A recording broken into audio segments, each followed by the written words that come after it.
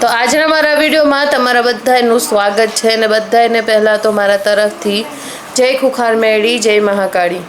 તો દર વખતે હું મારા દરેક વિડીયોમાં બૂમો પાડીને કહું છું કે મહેરબાની કરી બને એટલું ભૂવા ભૂપત ઓછા કરો, દોરા ધાગા ઓછા કરો।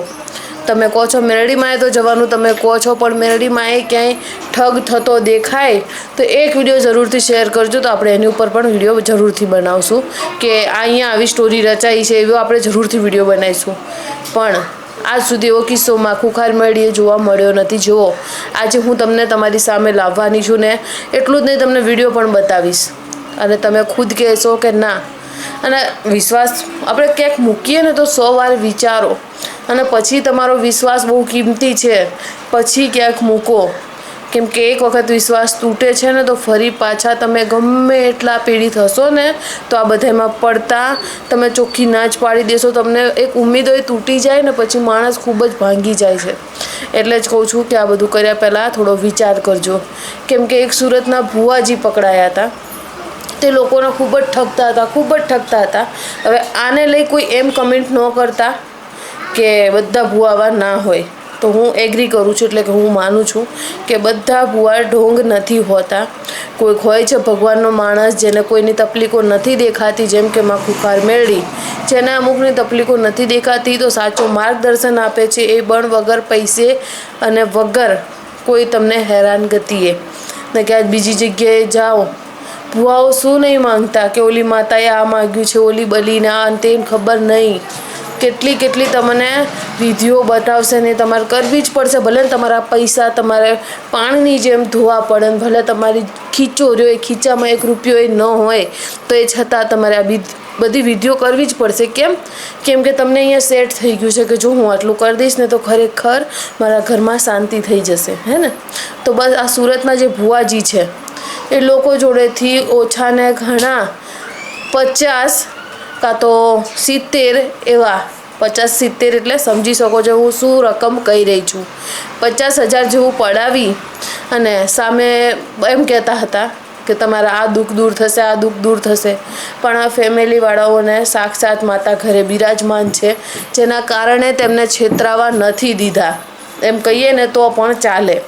તો જો આમને છેતરાવા કઈ નથી, એમ કેવી રીતે આ લોકો બચી ગયા તમને ખબર છે કે એ ભુવાજીને પહેલાં તે લોકો ઘરે બોલાવે છે, તે લોકોને જાણ થાય છે કે આ જે ભુવો છે તે ઢોંગી છે અને અમારી જોડેથી આટલા પૈસા પડાવે છે।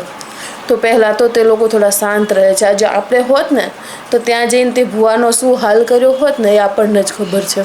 તો પહેલાં તો એ પરિવારજનો બધા જ હરખથી તે ભુવાને ઘરે તેડાવે છે। ઘરે તેડાયા બાદ તેમને સરસ એવું માન સન્માન આપવામાં આવે છે, તેમની એટલું જ નહીં આરતી પણ ઉતારવામાં આવે છે અને ભુવાજી ખૂબ જ પ્રસન્ન હતા।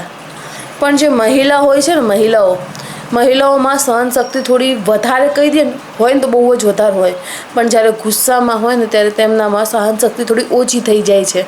અને હું તો દરેક મહિલાને કહું છું કે જ્યાં આવું ખોટું થતાં દેખો ને ત્યાં 1% સહનશક્તિ નહીં રાખવાની।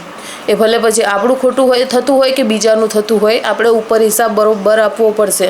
કેમ કે આજે હું ક્યાંય રસ્તામાં જતી હોઉં ને જો મને એમ લાગે ને કે પાછળ કોઈ લેડીઝ બેઠી છે અને તેની સાડી આમ લબડી રહી છે તો કંઈક એવા બનાવ બની શકે છે ને જો હું જોઉં તે છતાંય તે બૈરીને એટલે કે તે મહિલાને ન ટોકું ને તો એ પાપની ભાગીદાર હું થઈશ। ઉપર કર્મના ચોપડે બધું જ લખાય છે કે અલા તે જોયું તું આ થતાં તું બચાવી શકતો હતો તો તું કેમ ન બોલ્યો, આ બધા હિસાબો ઉપર આપવા પડે છે। તો પછી તે મહિલા ખૂબ જ સારું એવું સ્વાગત કરી રહ્યા હતા ભુવાજીનું। અને પછી એ મહિલાની સહનશીલતા થોડી તૂટી જાય છે એટલે દેવાવાળી કરે છે। ત્યાં ભુવાને સરસ એવી 2 આ પ્રસાદ આપી દે છે 2 ગાલ ઉપર। ત્યારબાદ તે ભુવાજીને એટલું અપમાનિત કરવામાં આવે છે અને કેમ ન કરે, કેમ કે આજે કોઈ ગરીબ માણસ 5 રૂપિયા પણ કમાય છે ને, આજે દૂધની થેલીઓના ભાવ સાંભળી લો, શાકભાજીના ભાવ સાંભળી લો, દિવસની કોઈ માણસને નોર્મલી 300-400 હાજરી હશે ને તો એ હપ્તા તો ક્યાંક બીજા જતા જ હશે, હે ને। તો વિચારી લો કે મહિનાનો તેનો પગાર કેટલો હશે, ઘર ખર્ચ કેટલો હશે ને બધું મેળું ભેગું કરી અને તેની સેલેરી આવતી હશે, તે સેલેરીમાં એનું પૂરું પડતું હશે। તેમાં જો તેના ઘરમાં દુઃખ દેખાય ને તો બિચારો એ લાખનું દેવું કરી અને પોતાના ઘરમાં શાંતિ કરાવવાનું ઈચ્છે છે। તો બસ તેવી જ રીતે આ ભાઈ લોકોને ગરીબોને લૂંટતા હતા. અને એક કમેન્ટ એવી બી હતી મારા વિડીયોમાં કે એવું કેવું કે ભગવાન બધા આગળનો જ વિડીયો છે આની આગળ જે મેં બનાવ્યો છે ને કે જેની માથે લોન હોય તો ભાઈ એ લોનને હું એ રીતે બોલી છું કે એક ભગવાન માતાજી ઉપર વિશ્વાસ રાખવો. આ વિડીયો એટલે જ અત્યારે બનાવ્યો છે. સાંભળજો બધું પૂરું, હું શું બોલી રહી છું ને સાંભળજો ને ધ્યાન ધરજો. કે એક હોય છે આપણું મન એકાગ્ર હોવું. આપણે અહીંયાથી નહીં હારેલા હોય ને, અહીંથી કોણ નહીં હારવા દે? આપણી પરમ શક્તિમાં કૃપાળું જે આપણા ઘરમાં પૂજાય છે ને આપણને ક્યારેય નહીં હારવા દે.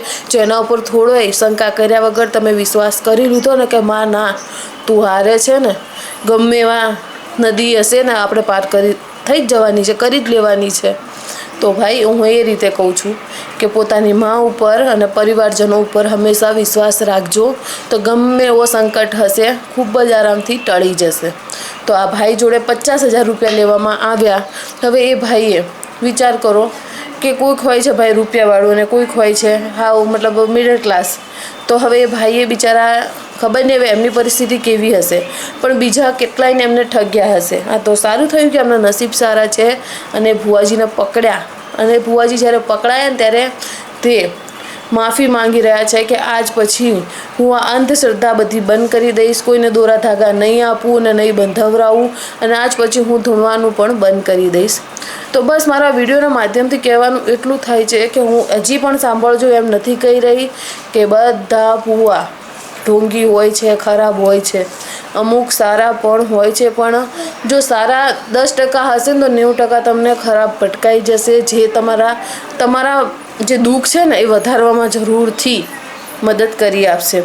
કેમ કે આજે દેવનું કામ, ભગવાનનું કામ, એટલે ભગવાન એવો કયો છે કે જેને તમે વાળી ચોળી અને એને શાંત કરી શકો, કોઈ એક ઠેકાણેથી બીજા ઠેકાણે એ કરી શકો. આ ભગવાન છે. ભગવાન ક્યારે કોઈના કાબૂમાં આવ્યા હતા એમ તો કહો? તો અમુક વખત તો શું થાય છે કે આ દેવ છે ને એટલે તમારા ઘરે વાળવાણ કરવા આવે, ખબર પડે ને એટલે એમનું દેવ ભેગું અહીંયા પૂજતું થઈ જાય અને પછી તકલીફો ડબલ થઈ જાય છે. તો ગમે ત્યાં વિશ્વાસ મૂકો. તમારો વિશ્વાસ, મારો વિશ્વાસ, આપણા પરિવારજનોનો વિશ્વાસ ખૂબ જ મહત્ત્વનો છે. અહીંયાથી દુઃખ પહોંચે છે ને ત્યારે તે આંતરડી દુભાય છે ને ત્યારે કોઈનું સારું નથી થતું. એટલા જ માટે કહું છું કે ક્યારેય પણ વિશ્વાસ કરો તો થોડો વિચારીને કરજો. પણ હું 2 જગ્યાએ બરોબર વિશ્વાસ કરી રહી છું અને એ તમારી ઈચ્છા છે કે કરવો ન કરવો, એ તમારી ઈચ્છા છે. બાકી હું આ વિડીયો એટલા માટે જ બનાવું છું કેમ કે મારો ફાયદો થયો છે.